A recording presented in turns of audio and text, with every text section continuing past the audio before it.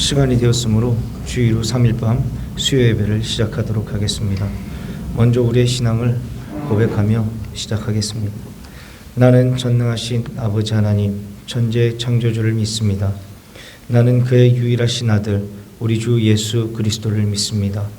그는 성령으로 잉태되어 동정녀 마리아에게서 나시고 본디오 빌라도에게 고난을 받아 십자가에 못 박혀 죽으시고 장사된 지 사흘 만에 죽은 자 가운데서 다시 살아나셨으며 하늘에 오르시어 전능하신 아버지 하나님 우편에 앉아 계시다가 거기로부터 살아있는 자와 죽은 자를 심판하러 오십니다. 나는 성령을 믿으며 거룩한 홍교회와 성도의 교제와 죄를 용서받는 것과 몸의 부활과 영생을 믿습니다. 아멘. 찬송가 305장 찬송하시겠습니다.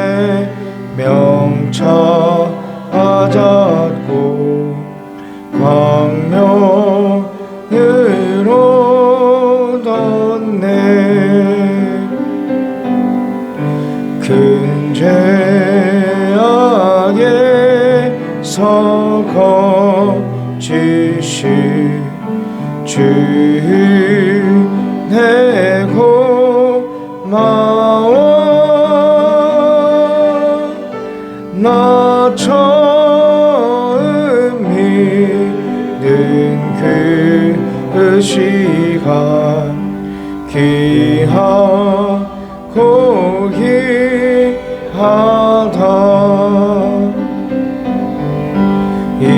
이제껏 내가 산 것도 주님의 은혜라 또 찾아보냐의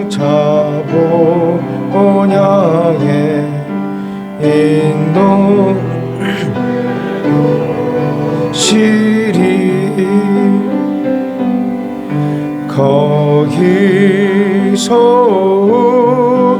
우리 영혼이 주님의 은혜로 해처럼 밝게 주 찬양하리라.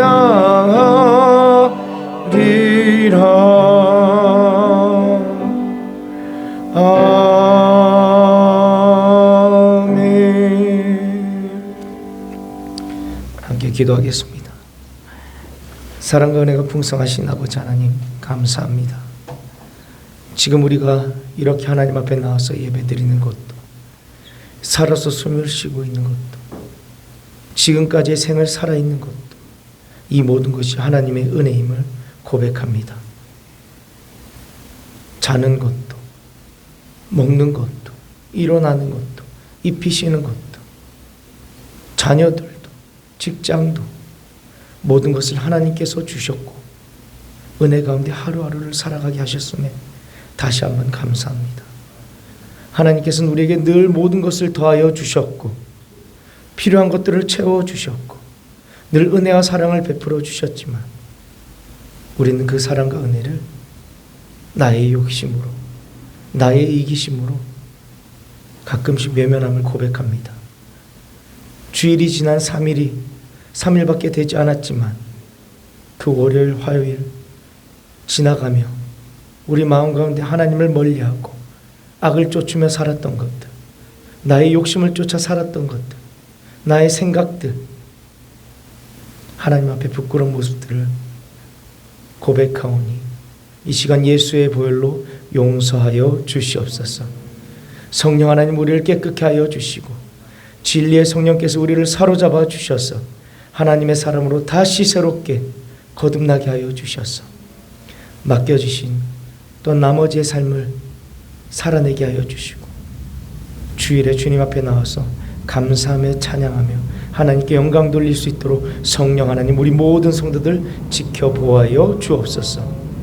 오늘 드려진 이 예배 가운데 성령 하나님께서 또한 함께하여 주셔서 말씀을 들을 때 그 말씀을 온전히 듣고 깨닫게 하여 주시고 내 생각으로 판단하는 것이 아니라 하나님의 주신 그 말씀을 순종하며 살아가는 저희들 되게 하여 주셔서 하나님 말씀대로 살아가게 하여 주시고 하나님 말씀대로 살 때 하나님께서 책임져 주시고 주시는 복을 누리는 우리 모든 성도들, 특별히 오늘 수요 예배에 참석한 성도들 되게 하여 주옵소서. 성령 하나님, 우리 목사님 가운데 성령께서 조명하여 주셔서 하나님의 말씀을 바로 깨달아 알게 하여 주시고 그 바로 깨달은 말씀을 바르게 선포하게 하여 주시고 그래서 우리 교회가 하나님 앞에서 바른 교회가 바른 성도들의 삶이 될 수 있도록 도와주시옵소서. 하나님 말씀대로 바르게 살아내는 교회, 하나님의 능력이 나타나는 교회, 우리 교회가 되게 하여 주시고 그래서 하나님께서 바라보시고 있는 불쌍한 영혼들, 주님 곁을 잠시 떠나 있는 영혼들, 주님께로 돌아오는 통로로서 우리 교회를 사용하여 주시옵소서. 감사합니다. 이 모든 말씀 예수 그리스도의 이름으로 기도합니다. 아멘.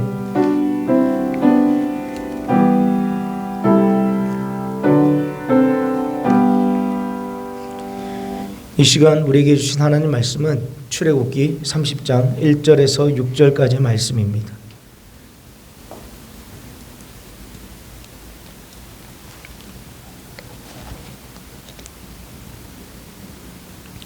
출애굽기 30장 1절에서 6절까지 말씀 다 찾으신 줄 알고 제가 낭독해 드리겠습니다. 하나님의 말씀을 들으십시오. 너는 분향할 제단을 만들지니 곧 조각목으로 만들되 길이가 한 규빗, 너비가 한 규빗으로 네모가 반듯하게 하고 높이는 2규빗으로 하며 그 뿔을 그것과 이어지게 하고 제단 상면과 전후 좌우면과 뿔을 순금으로 싸고 주위에 금태를 둘을 찌며 금태 아래 양쪽에 금고리 둘을 만들되 곧 그 양쪽에 만들지니 이는 제단을 매는 채를 깰 곳이며 그 채를 조각목으로 만들고 금으로 싸고 그 제단을 증거계 위 속죄소 맞은편 곧 증거계 앞에 있는 휘장 밖에 두라. 그 속죄소는 내가 너와 만날 곳이며. 아멘. 우리 목사님 나오셔서 출애굽기 강해해 주시겠습니다.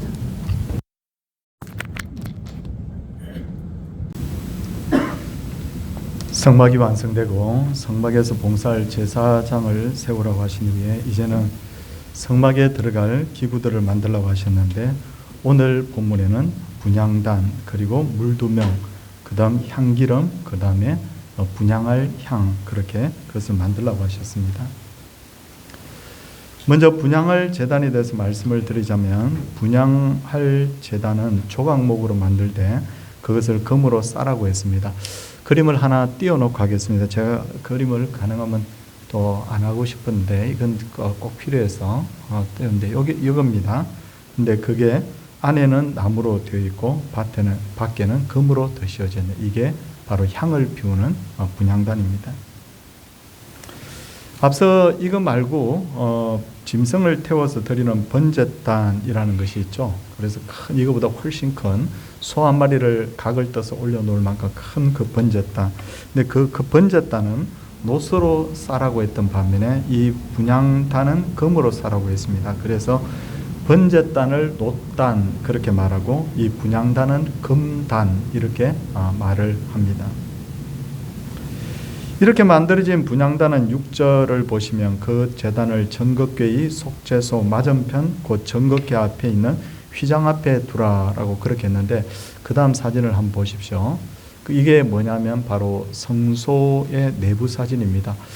여러분들이 보는 쪽에서 오른쪽에 있는 게 있죠. 오른쪽에 있는 게 저게 이제 떡상이죠. 떡상. 저 가지처럼 이게 2개 매도록 저렇게 되어 있는 게 떡상. 그 다음에 왼쪽 편에 7개 가지가 있는 바로 등잔대, 7촛대, 그렇게 는 제가 촛대라고 해서는 안 된다고, 제가 볼 때는 옳지 않다고 했는데 등잔대 그렇게 있고요.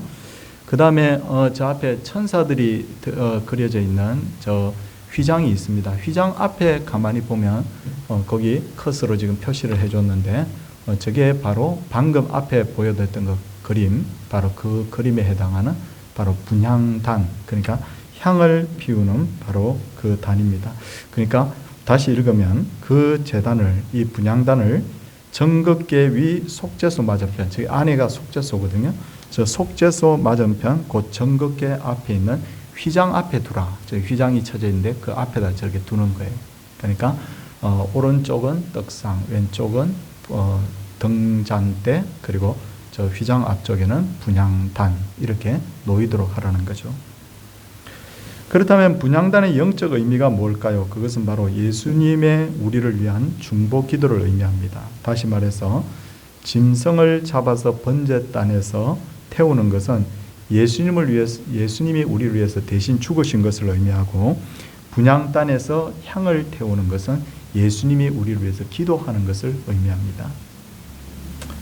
이에 대해서 로마서 8장 34절을 보시면 누가 우리를 정죄하리요? 라고 하거든요. 죽으실 뿐 아니라 다시 살아나신 이는 그리스도 예수시니 그는 하나님 우편에 계신 자요 우리를 위하여 간구하시는 자신이라, 그렇게 말씀하고 있죠. 그러니까 예수님은 이 구원 사역을 다 마치신 후에도 예수님은 여전히 지금도 우리를 위해서 중보 기도를 하고 계신다는 거죠. 그리고 오늘 이 출애굽기 30장 7절 8절 말씀을 보시면 아론이 아침마다 그 위에 향기로운 향을 사르되, 이제 향을 사르라는 거죠. 등불을 손질할 때 살을 지며 또 저녁 때 등불을 켤 때 살을 지니 이 향은 너희가 대대로 여호와 앞에 끊지 못할지니라고 그렇게 했습니다. 그러니까 아침에도 이 향을 사르게 되어 있고 그 다음에 저녁에도 이 향을 사르게 되어 있었습니다. 아론은 영원한 제사장 되신 예수님을 상징하는 인물입니다. 그런데 그 아론이 하루도 빠지지 않고 하나님 앞에 나가서 향을 사르고 있는 거죠. 성도님들은 혹시 하루에 개인 기도를 얼마나 하는지 여쭙고 싶습니다. 저도 늘 아침에 일어나면 하나님 잘 잤습니다. 또 저녁에 자기 전에 하나님하고 기도하고, 또 식사할 때, 또 운전을 하기 전에도 핸들 잡고 좀 꼭 기도합니다. 꼭 기도하고, 그리고 또 새벽 기도도 나오고 아침에 출근해서도 꼭 기도합니다. 꼭 기도하고 이렇게 기도를 하고 있는데, 근데 여러분들 하루에 기도를 얼마나 하십니까? 어떤 분은 저는 한 10분 정도 할 겁니다. 저는 한 20분 정도, 저는 1시간 정도. 아마 어떤 분들은 하루 종일 기도도 한 번 안 하고 그냥 하루를 지낸 분도 있을 줄 압니다. 그럼에도 불구하고 우리가 이렇게 안전하게 살고 있는 이유가 뭐냐? 운이 좋아서가 아니라 예수님이 우리를 위해서 중보 기도하고 계시기 때문에, 날마다 기도하고 계시기 때문에, 만일 예수님의 기도가 없다면 우리는 언제 사고를 당하고 언제 어떻게 될지 모릅니다. 사탄은 우리를 늘 노리고 있는데, 그럼에도 불구하고 예수님이 우리를 위해서 기도하고 계시기 때문에 사탄이 우리를 함부로 건드리지를 못하는 거예요.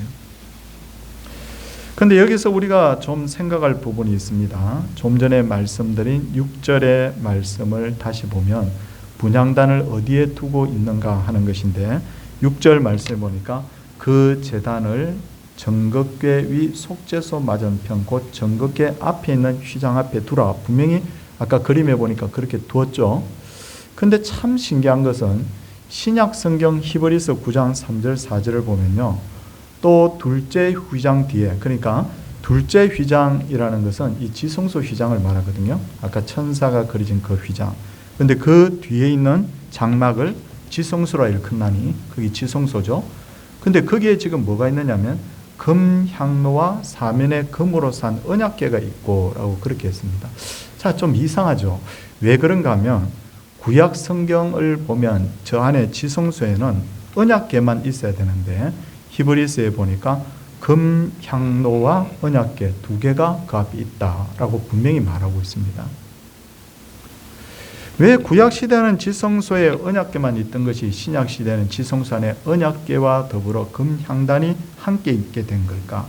그 이유는 구약 시대는 예수님의 구원 사역이 아직 완성되지 않았기 때문이고 신약 시대는 예수님의 구원 사역이 완성되었기 때문인 거예요. 그러므로 예수님을 상징하는 금향단이 구약 성경에서는 지성소 밖에 그 휘장 바로 앞에 있다가 신약 시대는 지성소 안으로 그렇게 들어간 거예요. 그러니까 저 앞에 있는 분향단이 신약 시대는 저 지성소 안으로 이제 들어가는 겁니다. 더군다나 너무도 감사한 것은 구약 시대는 우리도 지성소 밖에 있죠. 저 안에는 절대 못 들어갑니다. 그런데 예수님이 십자가상에서 죽으실 때 어떻게 됩니까? 저기 천사들이 겨뤄진 저 휘장 엄청 튼튼하고 저게 높거든요. 근데 저것이 위에서부터 밑으로 쫙 찢어져 버리는 거예요. 그 후로부터 우리가 하나님 앞에 당당하게 나가서 기도할 수 있는 거예요. 그냥 구약 시대는 뭐 기도 제목이 있으면 제사장 찾아가지고 제사장님 저 위에서 좀 회개기도 좀 해주세요. 그렇게 해야 되는데 지금은 아무도 저 찾아와가지고 목사님 저 기도 저는 못하니까 목사님 해주세요. 이러지 않잖아요. 내가 필요하면 마음껏 하나님 앞에 나가서 기도하게 된 것은 바로 이런 원리가 있기 때문인 거죠. 그리고 분향단 사진 아까 큰 거 앞에 1번 사진 같이 보여주시면요. 분향단 저 뇌 기퉁에 보면 뿔이 있습니다. 뿔이 뾰족뾰족하게 이렇게 나와 있는데 이 뿔은 곧 능력을 상징합니다. 그러므로 분향단에 뿔이 있다는 것은 기도의 능력을 의미하죠. 기도는 내가 가진 문제를 하나님께 맡기는 의미입니다. 그러므로 이제부터는 나의 문제를 내가 해결하는 것이 아니라 하나님께서 친히 해결해 주신다는 의미죠. 그러므로 예수님의 이름으로 하는 모든 기도는 바로 능력이 있다는 거죠. 이제 다시 11절 12절로 한번 가보겠습니다. 11절 12절에 가보면 여호와께서 모세에게 말씀하여 이르시되 내가 이스라엘 자손의 수요를 조사할 때 조사받은 각 사람은 그들을 계수할 때 자기의 생명의 속전, 뭐 볼펜 있으면 표시해 주십시오. 생명의 속전 밑줄 그어 주시고요. 을 여호와께 드릴지니 이는 그들을 계수할 때 그들 중에 질병이 없게 하려 함이라 라고 하셨어요. 속전이라는 건 뭐냐? 속전이라는 것은 죄를 면하기 위해서 바치는 돈을 말하는데 12절에서는 이 돈을 생명의 속전이라고 합니다. 생명의 속전이라고 하는데 이 돈을 바치는 목적은 이는 그들을 계수할 때 그들 중에 질병이 없게 하려 함이라 라고 했는데 여기서 말하는 질병이라는 것은 사람의 힘으로 해결할 수 없는 흑사병 같은 무서운 전염병을 말하는 거예요. 근데 이 질병이라는 것은 바로 죽음에 걸리기만 하면 죽는 죽음에 이르는 병을 말하는 거예요. 그러므로 속전을 바치는 것은 곧 죽음을 피하기 위해서 돈을 바치라라는 것입니다. 제가 생각하기에 옛날에 중세시대에 저 천주교가 타락했을 때 저들이 면죄부라는 것을 만들었죠. 정확하게 말하면 면별부라고 하는데 이 면죄부를 팔아서 만든 것도 아마 이런 것에서 아마 차용을 해왔지 하는 생각이 듭니다. 이건 사실은 그들이 한 행동은 엉터리죠. 그렇다면 지금도 생명을 구원하기 위해서 속전을 하나님께 드려야 될까요? 그건 절대 아닙니다. 그렇죠? 누가 내가 생명 구원하기 위해서 천국 가기 위해서 누가 돈을 낸단 말입니까? 그건 아닙니다. 우리는 오직 예수님을 믿음으로만 우리가 구원받는 것이죠. 디모데후서 2장 6절을 보면 그가 여기서 말하는 예수님이죠. 그가 모든 사람을 위하여 자기를 대속물로 주셨으니라고 했는데 과거에 우리가 사용했던 개역 한글판을 보면요. 그가 모든 사람을 위하여 자기를 속전으로 주셨으니라고 되어 있습니다. 속전. 그러니까 좀 전에 뭐라고 했죠? 이 생명 구원을 얻기 위해서 전염병 가운데 생명 구원하기 위해서 속전내라고 했는데 신약 성경에 보니까 예수님 자신을 속전으로 주셨다. 그러니까 우리는 더 이상 돈 내지 않아도 돼요. 왜냐하면 예수님이 당신의 목숨을 발휘해 우리의 속전으로 주셨기 때문에. 그리고 너무도 놀라운 것은 15절을 보시면 너희의 생명을 대속하기 위하여 여호와께 드릴 때 부자라고 반세겔을 더 내지 말고 가난한 자라고 덜 내지 말지며 이게 아주 중요한 말입니다. 성경을 보시면 11조에 대한 원리를 우리가 어떻게 설명하고 있습니까? 11조는 내가 얻은 소득의 10분의 1을 하나님께 바치는 거죠. 그러니까 내가 만약 이번 달에 사업을 잘해서 1억을 벌었다. 그럼 1,000만 원 드리는 것이고, 내가 너무 가난해서 내가 소득이 100만 원밖에 안 된다. 그러면 10만 원을 하나님 앞에 드리라. 이 뭡니까? 차등으로 그냥 드리는 걸 허락한 거예요.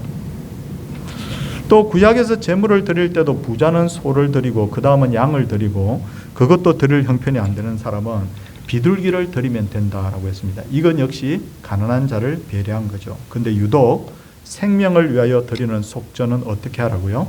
15절에 보니까 부자나 가난한 자나 동일하게 드리라. 왜 동일하냐? 생명의 가치는 부자라고 해서 2배가 되고 10배가 되는 게 아니라 모든 생명의 가치는 다 동일하다는 것이죠. 부자의 생명은 가치가 있고 가난한 사람의 생명은 가치가 없는 것이 아니라 다 동등하다는 것을 말합니다.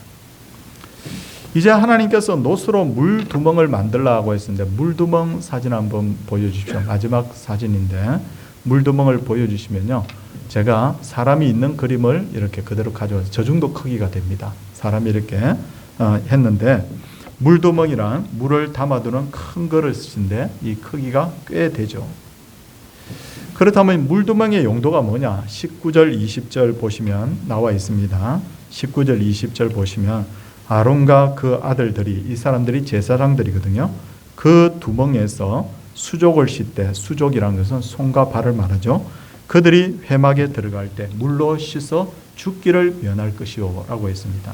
물두멍의 용도는 제사장이 하나님을 모시는 성막에 들어갈 때 손발을 씻는 데 사용하는 것이고, 손발을 씻지 않고 들어가면 죽는다는 거예요. 근데 성경을 보면 이런 식의 표현이 자주 등장합니다. 가령 출애굽기 19장을 보면 하나님께서 시내산에 강림하셨을 때 지경을 범하는 자는 반드시 죽일 것이라 라고 했고요. 출애굽기 28장에는 제사장이 제사장의 옷을 입지 않고 성막에 들어가면 죽는다, 그렇게 했습니다. 우리가 알기로 우리가 믿는 하나님은 사랑의 하나님이잖아요. 그런데도 왜 자꾸만 죽는다고 경고를 하는 걸까요? 그 이유는 바로 죄 때문입니다. 우리에게 있는 죄 때문에. 그러므로 제사장이 하나님을 모시기 위해서 물두멍에 손과 발을 씻는다는 것은 자신의 죄를 예수님의 보혈, 왜 보혈이라고 합니까? 이것보다 더 보배로운 피가 없으니까 보혈이라고 하죠. 예수님의 보혈로 씻는다는 그런 의미가 있는 거예요. 그리고 출애굽기 38장 8절, 저 뒤에 찾지 마십시오. 38장 8절을 보면 물두멍은 회막에서 수종들은 여인들의 거울로 만들라고 했어요. 아무 이런 걸로 만드는 게 아니라 여인들의 거울은 뭐로 만들어졌죠? 지금은 다 유리로 만들어졌지만 당시에는 유리 그릇이 없죠. 그래서 그때는 놋거울이에요. 놋거울. 그래서 놋거울을 여인들에게서 받아다가 그것을 녹여서 이 물두멍을 만들라고 한 거예요. 왜냐하면 이 물두멍에 자신을 비추어 보고 보혈로 그 죄를 씻으라라는 그런 의미가 있다는 것이죠. 이제 하나님께서 모세에게 향기름을 만들라고 하십니다. 향기름은 뭐냐? 제일 첫 번째 그림을 보면 우리 분향단 그림이 있는데 저기에 향을 태워드리거든요. 근데 그 향기름을 이제 만들어야 되는데 그 제조법에 대해서 이제 자세하게 말씀을 드리도록 하겠습니다. 이렇게 만들어진 향기름은 회막과 정거개와 상가 등전 때 그 모든 기구와 번제단과 물두멍에 바르라고 합니다. 전부 다 이게 다 발라야 됩니다. 기름입니다. 이건 일단 향이 아니고 향기름인데, 이렇게 바르는 목적이 출애굽기 30장 29절에 나와 있는데 그것들을 지극히 거룩한 것으로 구별하게 하라라고 그렇게 말씀하셨어요. 그리고 30절 말씀을 보면 아론과 그의 아들들에게 기름을 발라 그들을 거룩하게 하고 그들이 내게 제사장 직분을 행하게 하라. 그러니까 물건들도 다 향기름을 바르고 제사장조차도 그렇게 향기름을 바르라고 하는 거예요. 향기름은 뭐냐? 바로 성령을 의미하죠. 그래서 하나님께 충성하는 자는 반드시 성령으로 새롭게 되어야 한다. 그리고 성령이 주시는 힘으로 하나님의 일을 하라는 거죠. 참으로 안타까운 것은 요즘 많은 교인들이 하나님의 일을 자기 힘으로 하려고 합니다. 그러다 보니까 하나님께 영광 돌리기보다는 자기의 영광을 위해서 일하는 경우가 많죠. 저도 이렇게 설교를 하고 있지만 솔직히 저도 참 제 자신을 기도하면서 한 번씩 생각해 보면 참 제가 회개가 나오는 게 뭐냐면요, 제가 무슨 일을 했잖아요. 그러면 동료 목사님들이 신 목사님 수고했습니다 이렇게 안 하고요. 이렇게 안 하고 쑥 지나가면 내가 이랬는데 수고했다고 말 한마디 안 하지? 이런 마음이 잠깐 생겨요. 근데 기도하면서 제가 회개합니다. 왜냐하면 이거 절대 아니거든요. 이렇게 해서는 안 되거든요. 우리는 주님이 주시는 힘으로 일을 하는 거고, 그렇죠? 주님의 영광을 위해서 살아야 될 사람인데, 이게 죄악된 이 마음이 자꾸 있어가지고 자꾸만 옛사람하고 새사람하고 싸우는 거예요. 섭섭해 이러다가 또 기도하고 말씀 은혜 받으면 주님 제가 참 못난 사람입니다 이렇게 회개하게 되고 이렇게 합니다. 그렇죠? 자기의 영광을 위해서 수고한 것은 하나님이 받지 않죠. 그래서 이 땅에서는 너무 많은 일을 했는데도 불구하고 천국 가가지고 아무 상도 받지 못하는 그런 교인도 있을 수 있어요. 왜? 다 일은 많이 했는데 전부 다 자기 영광을 위해서 일한 사람은 무슨 상이 있겠냐는 거예요. 그렇죠? 끝으로 34절, 35절을 보면 성막에서 사용할 향을 이제 제가 이때 이제 향을 설명해야 되는데 좀 전에 기름이었고 이제 향입니다. 향을 만들라고 하셨는데 그 향은 소금을 쳐서 성결하게 하라고 합니다. 소금은 정결하게 할 때 사용할 물질이죠. 그리고 소금은 변질을 예방합니다. 그러므로 향에다가 소금을 칠하는 것은 거룩하게 구별된 것, 변치 않는 것으로 하나님께 드리라라는 그런 의미가 있는 거예요. 앞서도 말씀드렸듯이 분향단에 향을 피우는 것은 예수님의 기도, 그렇죠? 예수님의 기도라고 했고, 그리고 곧 성도들의 기도이기도 합니다. 그저 향이 딱 올라가면 저게 우리의 중보자이신 예수님의 기도고 또 성도들의 기도이기도 합니다.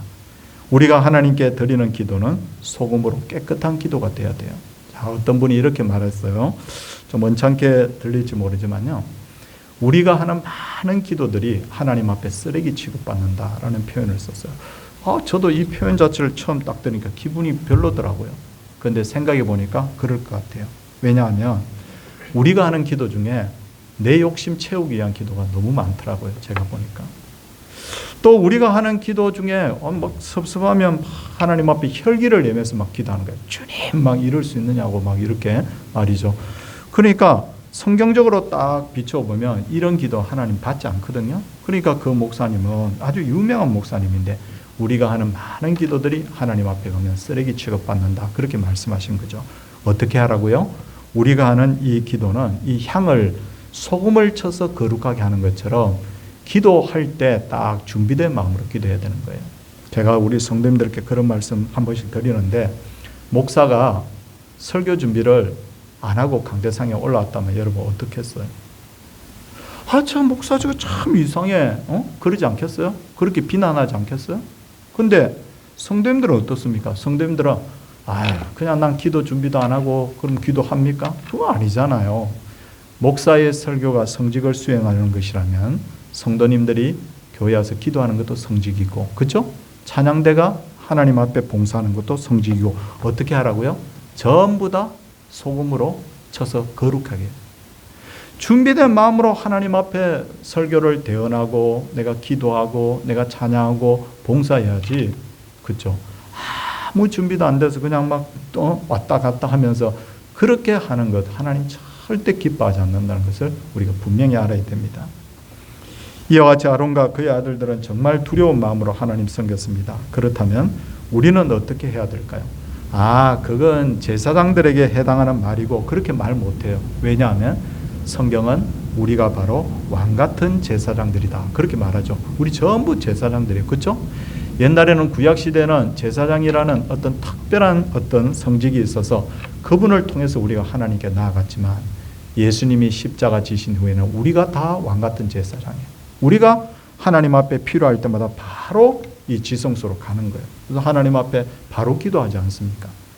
그러니까 우리 권리만 주장할 것이 아니라 우리가 어떤 제사장이 되어야 될 것인지를 한번 생각해 보십시오. 제사장 옷도 입지 않고 이렇게 거룩하게 손발도 안 씻고 이렇게 준비되지 않으면 하나님 죽인다고 했잖아요. 그 정도로 끔찍한데 우리가 정말 하나님 앞에 나는 어떤 제사장으로 하나님을 섬겨야 될까 좀 생각을 해봐야 될 겁니다.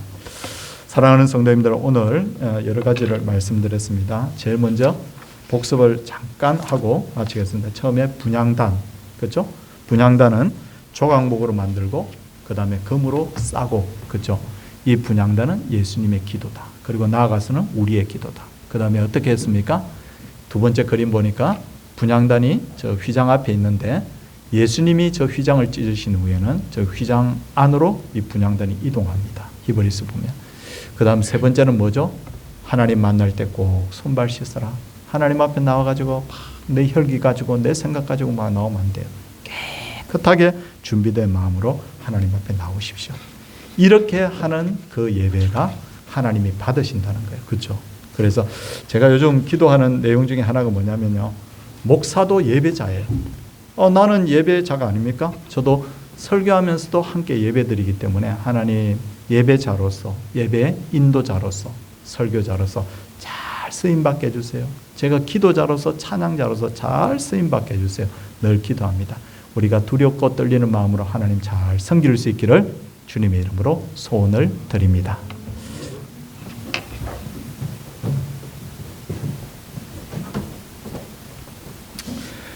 함께 찬송가 288장 찬송 후에 목사님 나오셔서 축도하심으로 수예배를 마치겠습니다.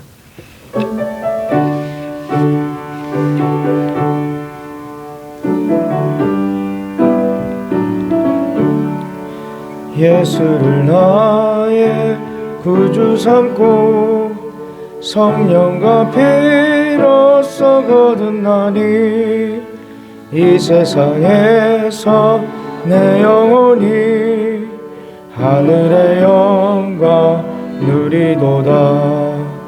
이것이 나의 간증이요 이것이 나의 찬송일세. 나 사는 동안 끊임없이 구주를 찬송하리로다. 온전히 주께 맡긴 내 영 사랑의 음성을 듣는 중에 천사들 왕래하는 것과 하늘의 영광 보리로다. 이것이 나의 간증이요 이것이 나의 찬송일세. 나 사는 동안 끊임없이 구주를 찬송하리로다.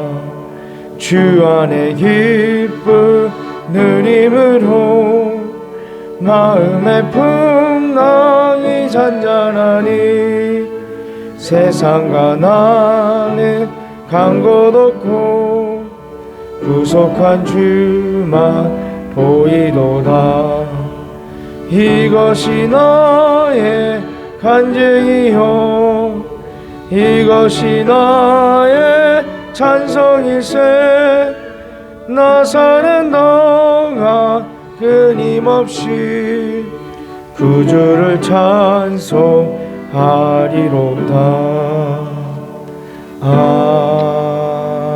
아멘. 사랑이 많으신 주님, 오늘도 우리의 이 자리에 나와서 함께 예배할 수 있도록 해주신 것 감사를 드립니다. 주님 앞에 간절히 바라옵고나 한 것은 우리가 먹든지 마시든지 무엇을 하든지 하나님의 영광을 위해서 해야 되는데 우리의 육의 욕심과 자랑과 교만과 하나님의 영광을 구하고자 하는 그 마음이 너무 많아서 하나님 앞에 먼저 회개합니다. 하나님, 점점점 신앙이 성숙하고 인격이 성숙하여서 절대로 자기를 위해 살지 않게 하시고 오직 주님을 위해 살아 하나님 앞에 나아갔을 때 받을 상이 많은 그런 모든 성도가 되도록 하나님께서 복의 복을 더하여 주시옵소서. 그리고 오늘도 이 말씀을 하나하나 하나님 전하면서도 목사부터 장로님, 권사님, 집사님, 성도 모든 분들이 우리 교회는 전부 다 하나님 앞에 예배자로서 바로 주님 섬길 수 있게 하시고 어떤 일을 하든지 큰 일이든 작은 일이든 주님이 주시는 힘으로 했기 때문에 자기 자랑이 없는 오직 하나님만 자랑하는 그런 교회가 되게 하여 주시옵소서. 사랑의 주님, 병석에 누워있는 분들 늘 기도합니다. 하나님이여 도와주시옵소서. 긍휼히 여겨 주시옵소서. 이 병에서 주님 헤어날 수 있도록 하나님께서 역사하여 주시옵소서. 그 가족들의 마음 아픈 것을 헤아려 주시옵시고, 또 문제가 있어 어려움 중에 하나님을 찾는 이들에게 하나님 이 시간에도 꼭 찾아가 주시고, 이 기도를 하나님 그치지 않고 계속 주 앞에 드릴 테인데 하나님이여 마침내 응답하시는 그 능력이 있게 하여 주시옵소서. 우리를 죄악 가운데서 구원하신 예수님 이름으로 기도드리옵나이다. 아멘. 주 예수 그리스도의 은혜와 하나님의 사랑과 성령의 감동 감화하심이 하나님의 백성들 위해 이제로부터 영원토록 함께 있을지어다. 아멘.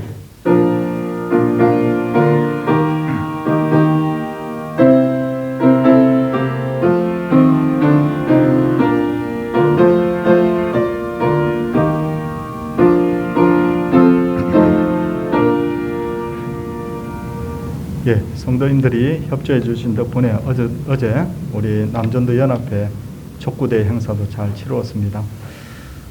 우리 교회가 그렇게 큰 교회는 아닌데 어제 응원하시는 분들까지 많이 오셨어요. 그래서 응원하는 교회 순서로 보니까 우리 교회가 3번째 많이 오셨더라고요. 그래서 아주 활기 있게 잘했습니다. 그리고 수고하신 우리 장로님, 백장로님, 조장로님 너무 수고를 많이 하셨고, 또 옆에서 도와주신 분들도 많이 계시는데 힘을 내시고 또 옆에 모든 분들이 하나님께 영광 돌리는 그런 교회가 되기를 바랍니다.